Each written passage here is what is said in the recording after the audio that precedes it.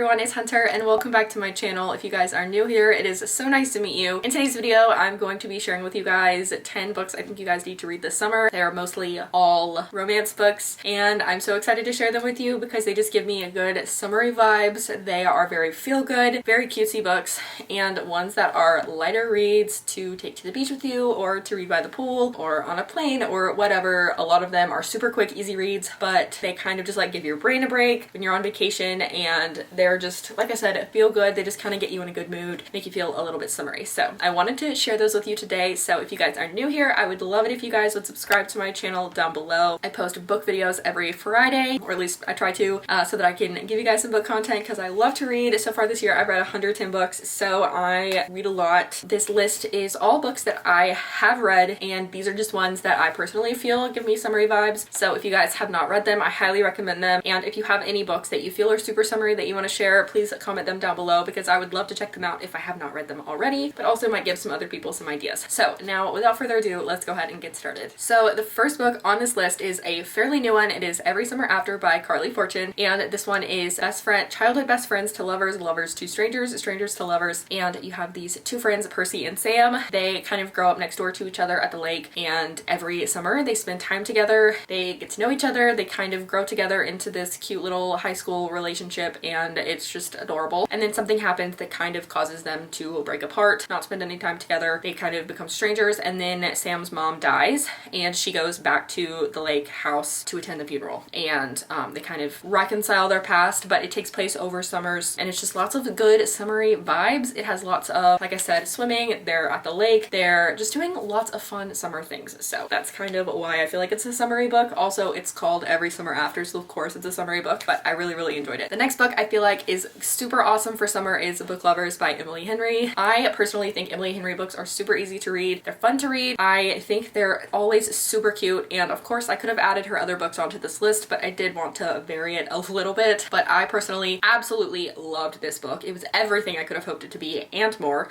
You have Nora, who goes to you have Nora, who is a literary agent in New York, and her sister decides to take her on a trip to Sunshine Falls, North Carolina, where she runs into hometown hottie Charlie, who is actually a book editor also in New York, and he is visiting his hometown, and she kind of gets to know him through a bookstore, and it takes place over the summer because that's the slow season for publishing season apparently. And long story short, super cute. Everything I could have hoped it to be. 100% love it. Highly recommend. Just gives you all the cute summery vibes, and if you want to go like scream because you're so excited about it, this is the book for you. The next book is Good Girl Complex, and I'm not sure that this book actually takes place over the summertime. I think it takes place over the course of a school year, but it takes place in South Carolina. In fact, I think the main character girl is from Charleston, I believe, or like from somewhere near there. And so we have this rich girl.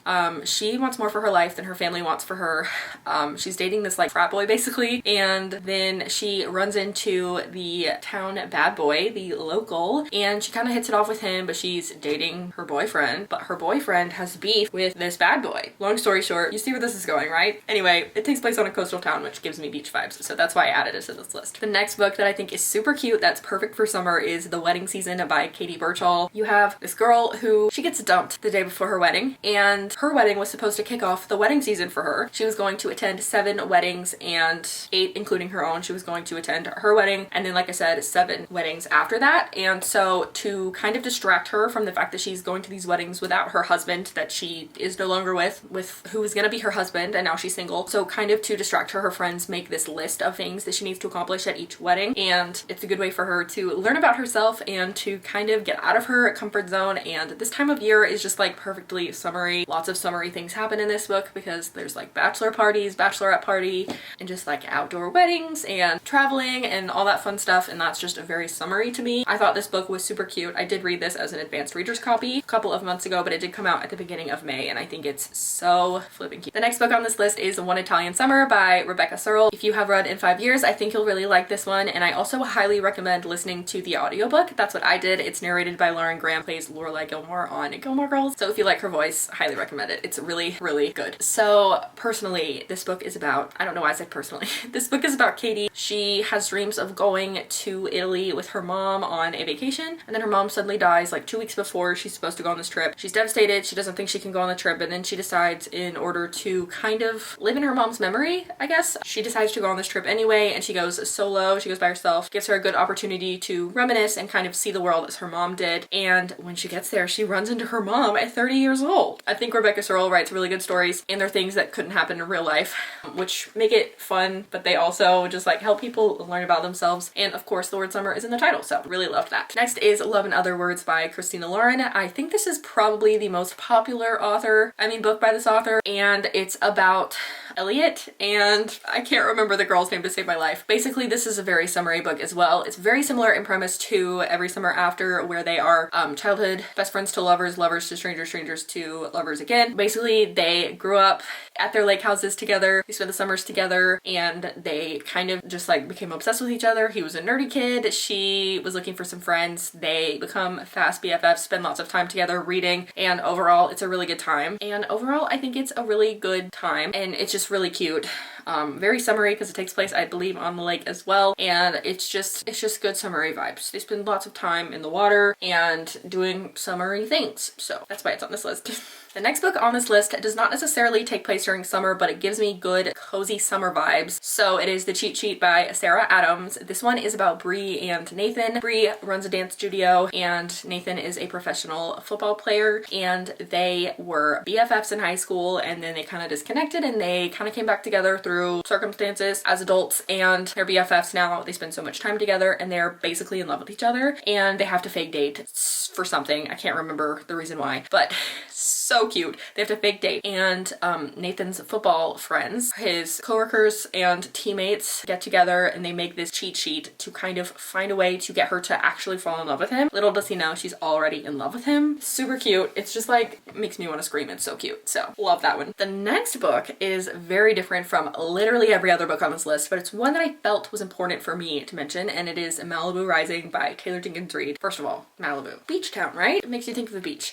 It's historical fiction. It is one of my favorite books of all time, and I do know that this book is not everyone's cup of tea, but I found myself being obsessed with it. You have the Riva family. You have the first half of the story goes back and forth between the present. Let me back up. The family has a party at their Malibu house every year on the same day, and the first half of the book is going back and forth from the family prepping for the party and to the past of mom and dad getting together, the story of their family, how it came to be, things like that. And the second half is of the actual party.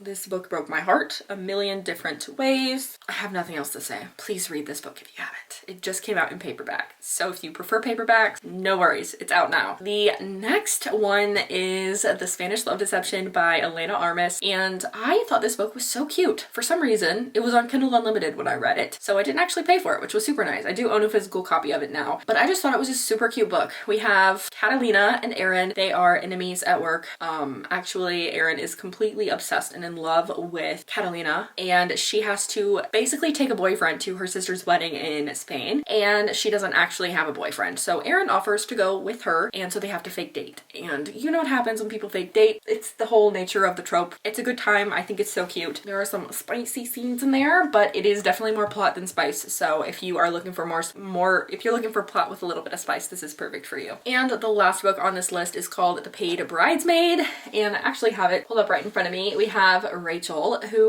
she is a bridesmaid for hire. She has a company where she kind of pays people to, like, she gets hired to be a bridesmaid. So if there is a person who, she has a bunch of family members, let's say there's like 5 groomsmen and she has 4 friends, but she needs a 5th bridesmaid. This is the time when you have a bridesmaid come up to you. This is when she gets hired to be a bridesmaid, or she wants her friends to really just enjoy the day, so she hires the bridesmaid to kind of help her throughout the day to be a bridesmaid, I guess, but who kind of just like keeps the job, keeps things running smoothly, is there for the bride in every single capacity. So she is a bridesmaid for hire. She goes to this wedding in Hawaii for this influencer. Actually, she has to sign like a bunch of NDAs, and then she runs into, I think he's the best man. I think he might be the best man, but this wedding is in Hawaii, which is why it gives summery vibes, even though I know that it's not always summer in Hawaii. But let's be real here. If you don't live in Hawaii, it's a very tropical, summery, beachy vacation kind of destination. So it's just really cute. cute. She's kind of obsessed with this groomsman and they keep running into each other. They spend a lot of time together, but she's like, you are a client's friend, so I can't date you. You're wedding guest, I can't date you. But he doesn't know that, so it's a bunch of stuff happening, but it takes place in Hawaii, which is why it's super summery. So anyway, that is all I have for today's video. If you guys enjoyed it, don't forget to subscribe to my channel down below. I don't want to keep this video too long, so that's all I have. I'll see you guys in my next video. Bye.